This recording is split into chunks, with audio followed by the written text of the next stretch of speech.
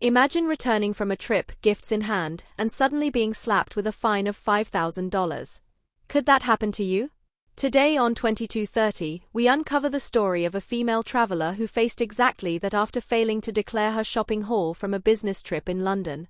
Among her undeclared items, Popmart toys including Labubu dolls and designer bags and accessories from Louis Vuitton and Dior.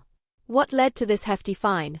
The woman knew about Singapore's Goods and Services Tax (GST) relief limits but thought these rules didn't apply to personal items like gifts. Unfortunately, this misconception cost her dearly when Singapore Customs caught her at the checkpoint. The GST recovered amounted to an astonishing 3,963 Singapore dollars and 69 cents. She's far from alone. In the first 10 months of 2024, over 13,000 travelers were caught with undeclared taxable items across air, land, and sea checkpoints. Singapore Customs imposed penalties totaling over 3.4 million Singapore dollars during this period. And the fines are steep, with the maximum penalty of 5,000 Singapore dollars handed to 46 individuals who failed to make correct declarations. This year has seen nearly double the number of offenders compared to 2023. So what are people failing to declare?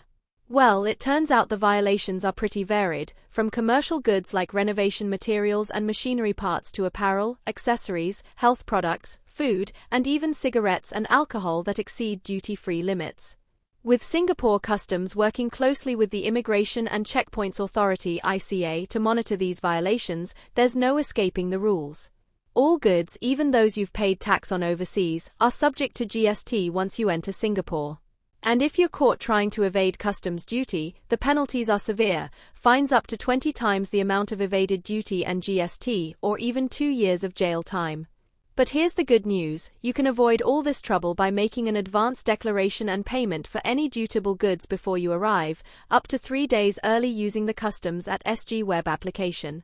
It's simple, saves you a lot of stress and clearly can save you thousands of dollars. What do you think about this surge in customs violations? Have you had similar experiences where customs regulations were confusing? Let us know your thoughts in the comments below. Also, be sure to like, share and subscribe to 2230 for more in-depth news coverage. Are these hefty fines justified, or is there a better way to educate travelers about GST requirements? We'd love to hear your thoughts.